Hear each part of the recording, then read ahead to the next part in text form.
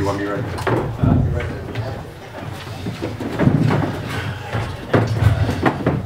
there. Okay, here with Sacred Heart, we have Coach Ed Swanson, senior Callan Taylor, and freshman Gabrielle Washington. Coach Swanson, if you could just start us off with an opening statement.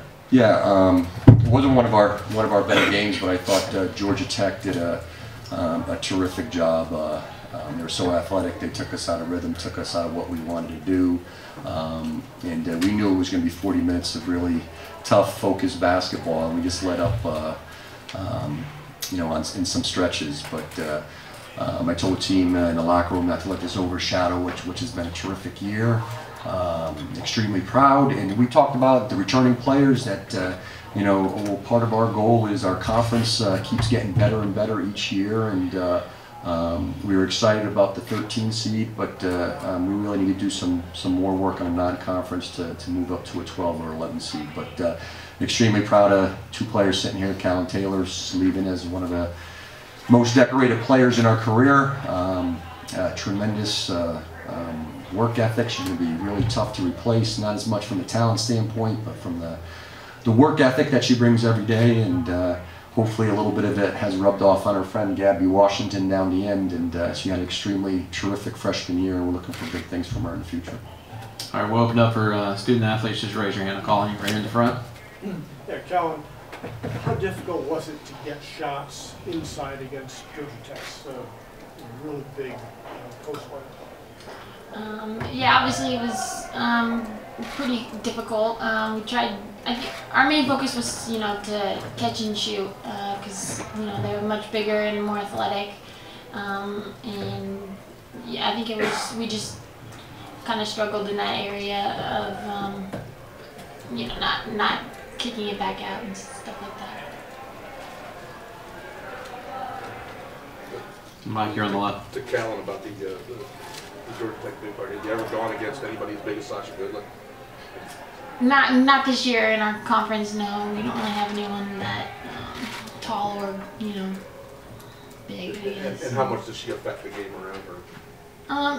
It just, you know, both ends of the floor, having a big body defensively, and it's rebounding wise. You know, you feel like you put a body on it, you know, to box out, but you know, you kind of sometimes have to get two people, and yeah, so it makes it difficult both ends of the floor. So, second row, then we'll come back. Go ahead. No, you. Gabrielle, working the ball as much as they set up that zone defense and then they were pressuring tight on it, how hard was it to penetrate? Was it throwing the rhythm off that you guys were hoping you would have gotten a little sooner? I mean, it threw it off a little bit, but I think we just needed to just play better. It was that simple. Just calm down, relax, pass out of it, and just, you know, do what we do instead of, you know, having them pressure us and do something that we don't. So. Yeah, go ahead. Yep.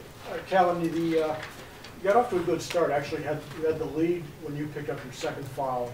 When you got back into the game, you were down 11, and it seemed like things just weren't in sync after that. Did you feel something go away at that point when you got back into the game? Yeah, I mean, well, personally, I was a little frustrated. One of my main goals was not to get in foul trouble, but you know, I think like Gabby said, we didn't really we let them dictate how we took care of the ball, and we had too many, you know, unforced turnovers, and just, you know, dug ourselves into a hole. And against a talented team like this, it's even more difficult to dig your way out. Second row, right? Hey, their quickness, athleticism surprise you at all, or what you expected? No, it was pretty much what. It's exactly what we expected. What we practiced for. So. Any other questions for student athletes? All right, we'll open it up. Questions for Coach Swanson? No, right. Good. Yeah, same thing when I asked Callan. Did you feel something change when she had to go to the bench, that, you know, that things just weren't clicking the way we started out? Yeah, I mean, anytime Callan you know, picks up her second foul, and she's only the second player I think in my history that I don't sub for. I mean, she plays 40 minutes of basketball. And I, you know, as much, yeah, they did a good job, I think, of once she's out of the game, then we really lose that that scoring threat. But more importantly, we lose our best defensive rebounder, and you know, that's huge for us. But yeah, they definitely, you know, when she's on the game, we, you know, I said if it gets above 6, you know, if we can keep it to 6 to 8, then I would sit her as long as we possibly can. But we had to put her back in there with 3 fouls, and I thought she did a good job of, you know, playing with the 2 for a long time. But yeah, they definitely took us out of rhythm a little bit. Mike. You held Ty Marshall, who's been playing great, to 2 points, and then a girl comes off the bench and scores 28. Is that just the danger when you play a high major team? Is there maybe somebody on the bench that it's just going to be her day? Yeah, you know, you have to give something up, and we wanted to, you know, give up the perimeter shot. We practiced all week of just digging down on Goodlet and trying to, you know, and I thought we did for the most part. I thought we did a pretty good job on that, and she made some big plays, and the reason why she's a second-team All-ACC player. And we wanted to give up shots, but we didn't think Wallace would come in and shoot 6 for 8 from 3. You know, which that's not, you know, the stats, that's not her. But yeah, that is the danger when you have to give something up. You know, when you're playing a, you know, Georgia Tech team that you know, lost in the ACC championship, you have to pick your poison, and we picked to get beat from the outside and picked the wrong way. Right here. Coach, do you believe their trap early on in their press was continual? Did that throw off your transition game, slow you down more than you thought it would? Yeah, you know, early on I was excited with the way we were attacking their press, but on the back end it just took us so long to get into our offense. It was just too, you know, we were dribbling the ball. Erica had the ball in her hands for 4 or 5 seconds, and that's something, you know, it's a learning curve for her as well. And we just didn't get into our offense. You know, it wasn't as much in the full court; it was more in the half court that it dictated our rhythm on offense. And we're really a rhythm team, like Callan said, catch, shoot, and we want to drive off the ball, reversal, and that type of stuff. But yeah, they definitely dictated not as much the full court pressure, but it really bothered us in the half court. Second row, right? How did Georgia Tech compare to like Ohio State back a couple years ago? They're both good.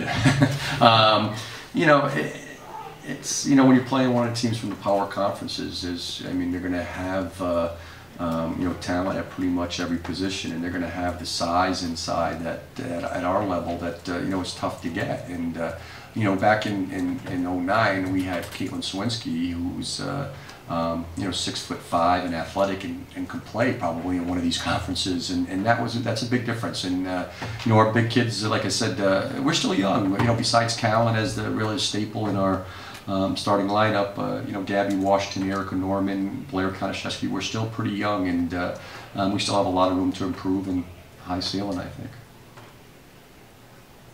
Anyone else? All right. Thank you, guys. Thanks.